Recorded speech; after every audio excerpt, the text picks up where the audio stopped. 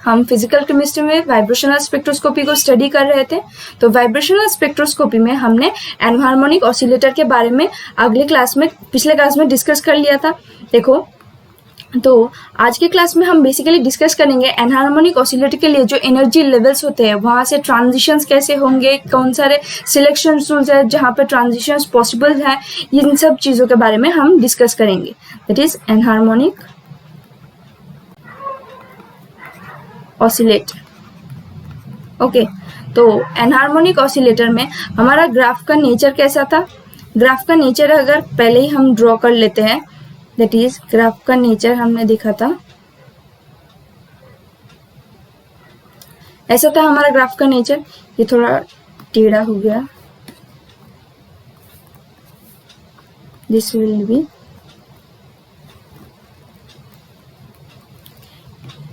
ये एक्सिस था हमारा एनर्जी एक्सिस और ये था इंटर न्यूक्लियर डिस्टेंस।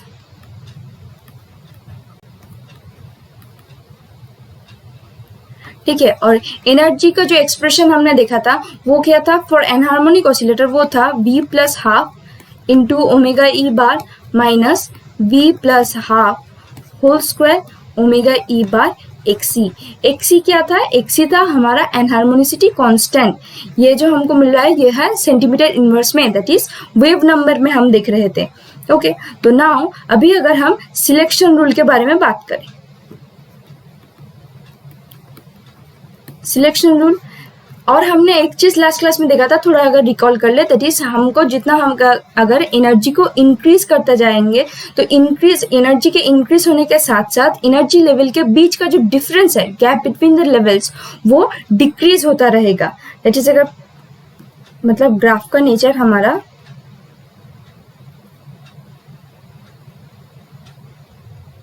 ऐसा रहेगा। देखो, यहाँ पर अगर हम वैल्यूज को थोड़ा डिनोट कर ले, दैट इज ये हम कर लेते हैं v is equal to 0 for v is equal to 1, v is equal to 2, v is equal to 3, v is equal to 4 and so on, ऐसे रहेगा। ठीक है, देखो अभी सिलेक्शन रूल क्या होगा? हार्मोनिक ऑसिलेटर के लिए हमने सिलेक्शन रूल देखा था, that is delta v which will be equals to plus minus 1। तो एनहार्मोनिक ऑसिलेटर के लिए वो है delta v equals to plus minus 1, plus minus 2, plus minus 3 and so on, ऐसा चलता रहेगा। इसका मतलब क्या होता है? अगर कोई पार्टिकल हमारा v इज इक्वल टू 0 में प्रेजेंट होगा तो वो v इज इक्वल टू 0 से v इज इक्वल टू 1 तक भी जा सकता है, 0 से 2 भी जाएगा, 0 से 3 भी जा सकते हैं। अगर हम यहाँ पर देखें, दैट इज अगर एक पार्टिकल कंसिडर करते हैं जो कि v इज इक्वल टू 0 में प्रेजेंट है, तो प्लस माइनस 1 का रूल अगर देखें, दैट इज हम 0 से 1 भी जाएगा, प्लस माइनस 2 के अकॉर्डिंग 0 से 2 भी मूव करेगा, प्लस माइनस 3 के अकॉर्डिंग 0 से 3 भी मूव करेगा। सिमिलरली अगर कोई पार्टिकल हमारा v इज इक्वल्स टू 1 में प्रेजेंट है, अगर v इज इक्वल टू 1 में प्रेजेंट हो तो 1 से और 2 भी जा सकता है, 1 से 3 भी जा सकता है, 1 से 4 भी जा सकता है और 1 से 0 भी आ सकता है। मतलब ये सारे ट्रांजिशन पॉसिबल है, लेकिन ये सारे पॉसिबल तो है, मतलब पॉसिबिलिटी इनका है, लेकिन क्या हम ग्राफ में इनको आइडेंटिफाई कर पाएंगे? आइडेंटिफिकेशन के लिए इंटेंसिटी एक बहुत बड़ा फैक्टर होता है। ठीक है, अभी इंटेंसिटी क्या है? इंटेंसिटी है मतलब इंटेंसिटी डिपेंड करता है हमारा ग्राफ में हमारा एक भी पीक का जो इंटेंसिटी है वो डिपेंड करता है नंबर ऑफ ट्रांजिशंस के ऊपर। यहाँ पर हम लिख सकते हैं इंटेंसिटी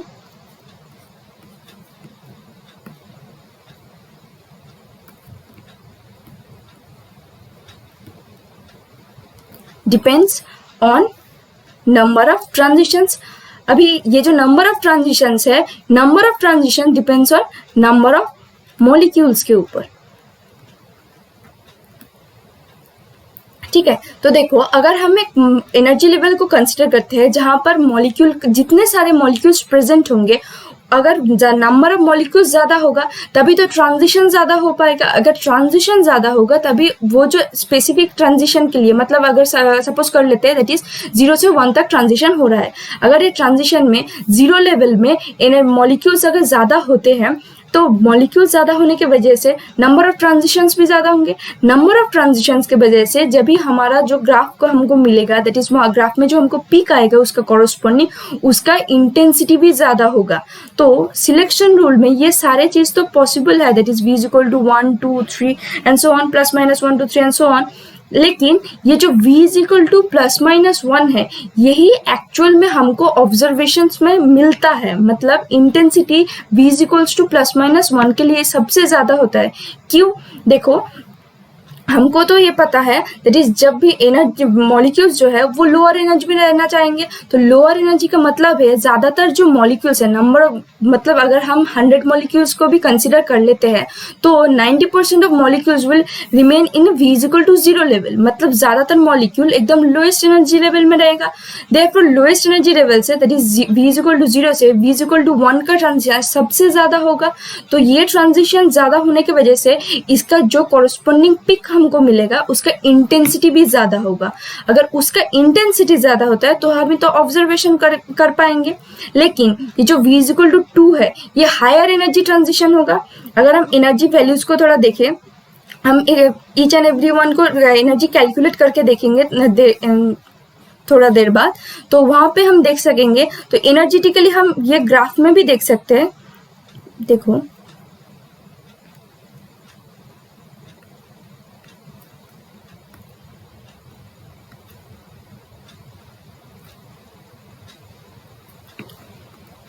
हम ग्राफ से ये बोल सकते हैं हमारा v इज इक्वल टू 0 एक लोअर एनर्जी लेवल है। यहाँ से v इज इक्वल टू 1 का जितना गैप है, v इज इक्वल टू 0 से v इज इक्वल टू 2 का गैप तो बहुत ज्यादा है। मतलब ये 0 to 2 ट्रांजिशन होने के लिए हमको एनर्जी भी ज्यादा देना पड़ेगा। तो ये हायर एनर्जी ट्रांजिशन हो गया। तो ये इसका पॉसिबिलिटी ऑलवेज लोअर होगा रेदर देन जो कि हम v इज इक्वल टू 0 से 1 तक ट्रांजिशन होगा। इसी वजह से इनका इंटेंसिटी बहुत ही कम मिलता है। अगर इंटेंसिटी कम होगा तब भी ये पिक ऑब्जर्वेशन में भी नहीं आएंगे। तो सिलेक्शन रूल्स तो ये सारे पॉसिबल है, लेकिन इन एक्चुअल जो हमको ज्यादा मिलता है वो है v is equal to plus minus 1 के लिए मिलता है। अभी हम चले जाते हैं fundamental transition. What is fundamental transition?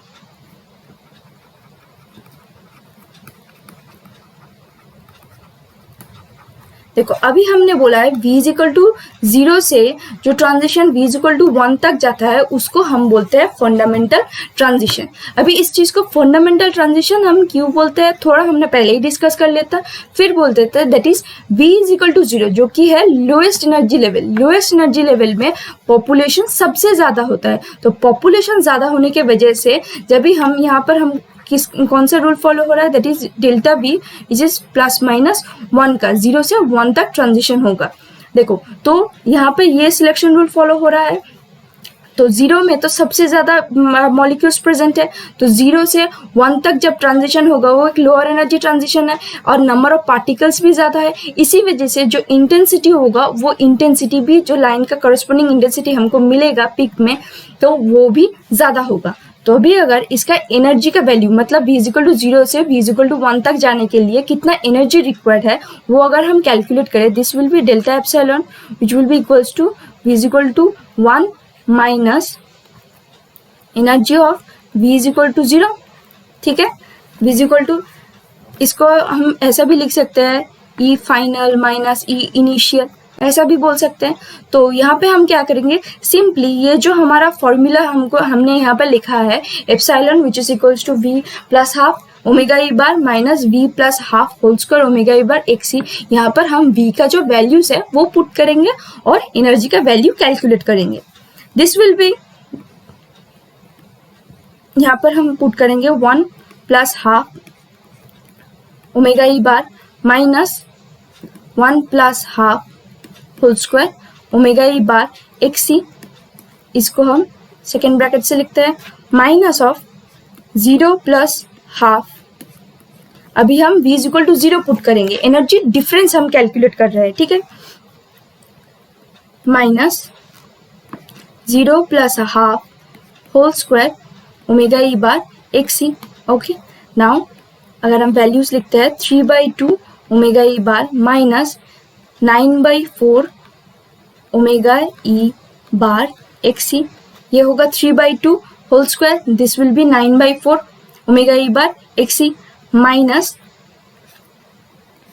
ये हो जाएगा हाफ, ओके सॉरी यहाँ पर हम मिस आउट कर गए, omega e bar minus half that is 1/4 omega e bar x E. Okay now अगर इस माइनस साइन को हम मल्टीप्लाई करते, omega e bar minus 9/4 omega e bar x e minus of half of omega e bar minus into minus plus it is 1/4 omega e bar xc. Okay, now 3/2 minus half, this will be omega e bar minus 2 omega e bar xc. Okay, तो यहाँ से हमको common में आ जाएगा omega e bar which will B minus 2 xc. Okay, तो ये हमारा जो एनर्जी डिफरेंस है ये बेसिकली किस चीज़ के लिए है, ये हमारा है फंडामेंटल ट्रांजिशन। मतलब ये जो डेरिवेशन हमने यहाँ पर किया वो हमको मिल रहा है फंडामेंटल ट्रांजिशन के लिए कितना एनर्जी हमको रिक्वायर्ड है। अभी हम जो कैलकुलेट करेंगे वो नेक्स्ट है, वो है ओवरटोन्स के लिए। फर्स्ट ओवरटोन, सेकेंड ओवरटोन, ये हो गया फंडामेंटल ट्रांजिशन। इसको हम फंडामेंटल क्यों बोलते हैं? बिकॉज इसका इंटेंसिटी सबसे ज़्यादा होता है। नेक्स्ट हम जाएंगे और ओवरटोन्स। ओवरटोन्स कौन सारे होते हैं? जब भी ट्रांजिशन हमारा v इज इक्वल टू 0 से v इज इक्वल टू 2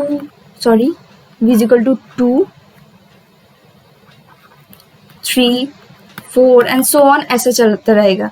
2 के लिए हम बोलेंगे जब भी हमारा ट्रांजिशन होगा v is equal to 0 to 2, उसको हम बोलेंगे first overtone.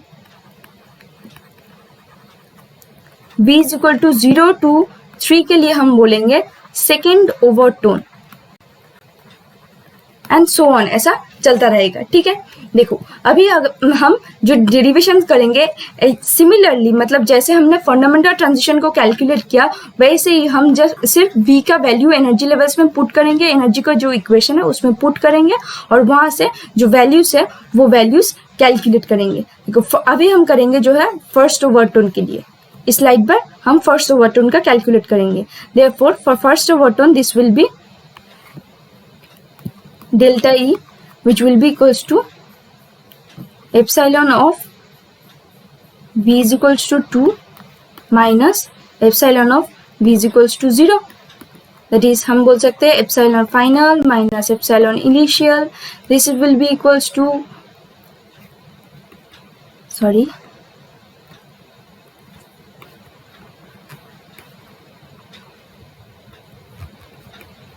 2 plus a half omega e bar minus 2 plus half omega e bar xc whole square.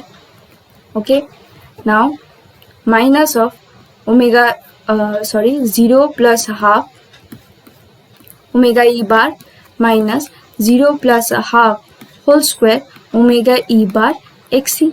Okay ठीक है, तो अभी सिंपली कैलकुलेशन करने से हमको क्या मिलेगा, 5/2 omega e bar minus 25/4 omega e bar x e minus of, यहाँ पर अगर हम मल्टीप्लाई कर देते हैं पहले से, this will be equals to half omega e bar. देखो 0 प्लस हाफ मतलब हाफ ओमेगा ई बार हमको मिलेगा। ठीक है, तो हाफ ओमेगा ई बार इसे माइनस से मल्टीप्लाई करेंगे तो minus half omega e bar, minus और माइनस मल्टीप्लाई हो जाएगा तो plus, which will be equals to 1/4 omega e bar x e. Okay, now this will be 2 omega e bar. देखो 5/2 minus half 2 omega e bar minus ये कितना होगा, ये हमारा हो जाएगा, सॉरी ये होगा 6 ओमेगा ई बार एक्सी। ठीक है, अभी यहाँ से हमको अगर 2 ओमेगा ई बार हम कॉमन ले लेते हैं, that is this will be 1 minus 3 x e. यहाँ से हमको क्या मिला, देखो 2 omega e bar 1 minus 3 x e. ठीक है, पहले का जो हम थोड़ा कोरिलेट करें, देखो यहाँ पे मिला था omega e bar into 1 minus 2 x e, first overtone के लिए हमको मिला है 2 omega e bar 1 minus 3xe। अगर ऐसे ही हम सेकेंड ओवरटोन को कैलकुलेट करेंगे उसका भी वैल्यू हमको मिलेगा 3 omega e bar into 1 minus 4xe। मतलब ये इन चीज़ों का एक कंटिन्यूएशन है। अगर हम इसका भी कैलकुलेट करें तो हमको वैल्यूज मिलता रहेगा। तो हमको फर्स्ट ओवरटोन का कैलकुलेट करने से हो जाएगा। ऐसे ही सिर्फ हमको सिंपली जो वैल्यूज है वो v इज इक्वल टू 2, 3 ये वैल्यूज पुट करके एनर्जी डिफरेंस निकालना पड़ेगा। ओके, नेक्स्ट थिंग हम जाएंगे हॉट बैंड्स के बारे में। हॉट बैंड्स, अभी ये हॉट बैंड्स क्या है? हॉट बैंड्स है बेसिकली जब हमारा v इज इक्वल टू 1 से v इज इक्वल टू 2 तक ट्रांजिशन होगा उसको हम बोलते हैं hot bands. The transition from v is equal to 1 to v is equal to 2 is called hot band.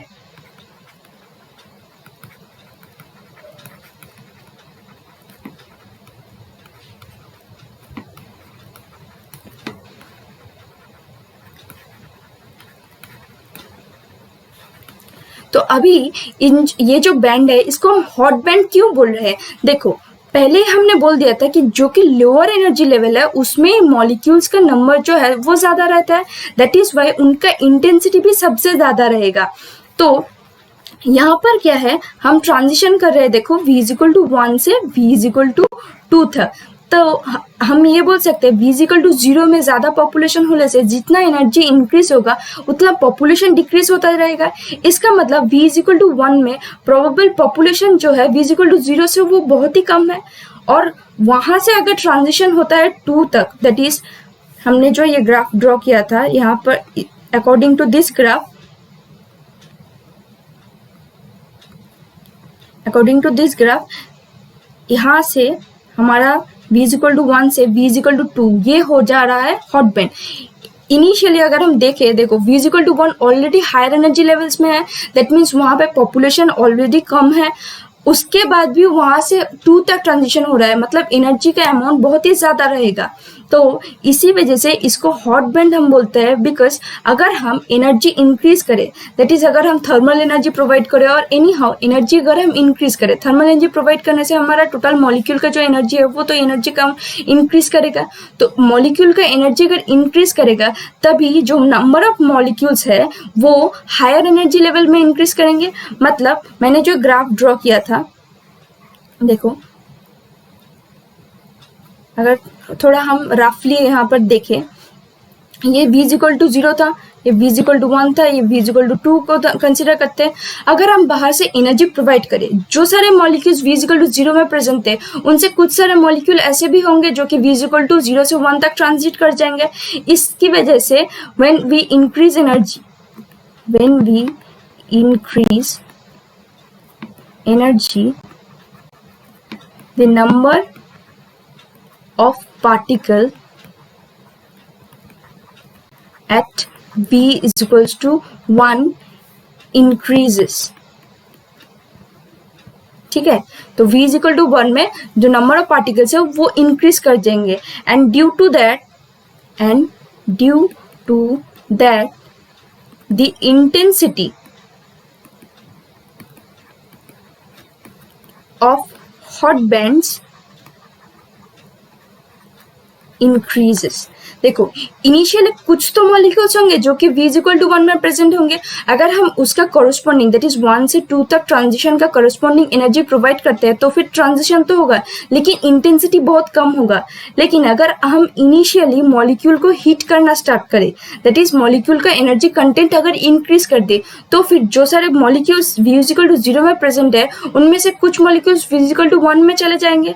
मतलब इनिशियली कुछ मॉलिक्यूल्स 1 में प्रेजेंट थे v इज इक्वल टू 1 में, अभी हमने हीट प्रोवाइड किया है, दैट इज वाई और भी बहुत सारे मॉलिक्यूल्स है जो 1 में जा रहा है। तो number of particles in v is equal to 1 level increase हो रहा है। तो इंक्रीज होने की वजह से v इज इक्वल टू 1 से v इज इक्वल टू 2 तक जो ट्रांजिशन है उसका भी नंबर ऑफ ट्रांजिशन इंक्रीज करेगा। नंबर ऑफ ट्रांजिशन अगर इंक्रीज करता है तो इंटेंसिटी भी इंक्रीज कर जाएगा।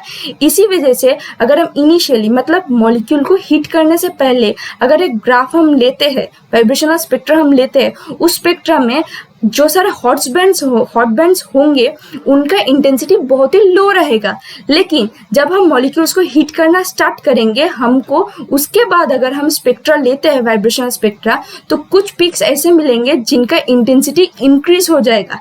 इसी से हमको समझ में आएगा कि वो सारे जो मॉलिक्यूल्स है, वो जो पीक है, वो पीक हॉट बैंड के कोरस्पॉन्डिंग पीक है।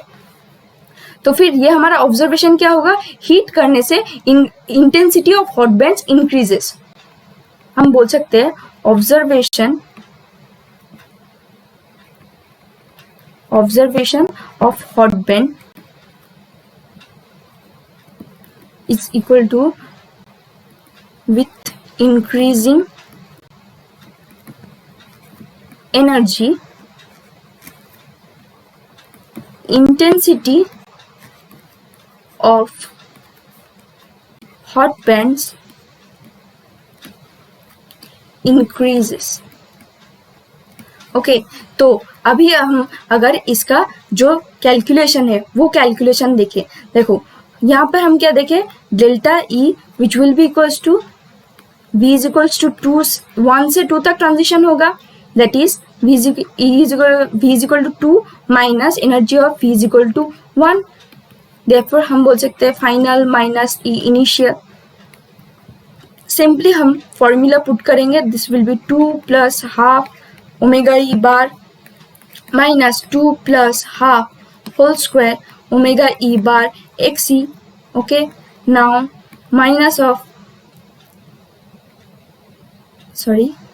1 plus half omega e bar minus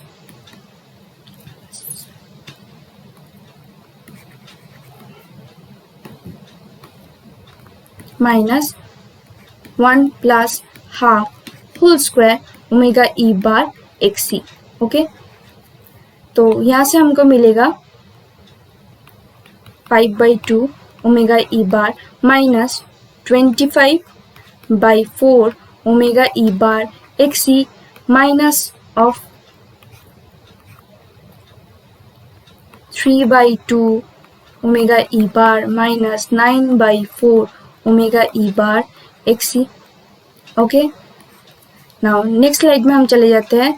this will B, अगर हम माइनस साइन को उठा दे, 5/2 omega e bar x c minus 25/4 omega e bar x c minus 3/2 minus से मल्टीप्लाई करेंगे तो हो जाएगा माइनस 3/2 एक्स सी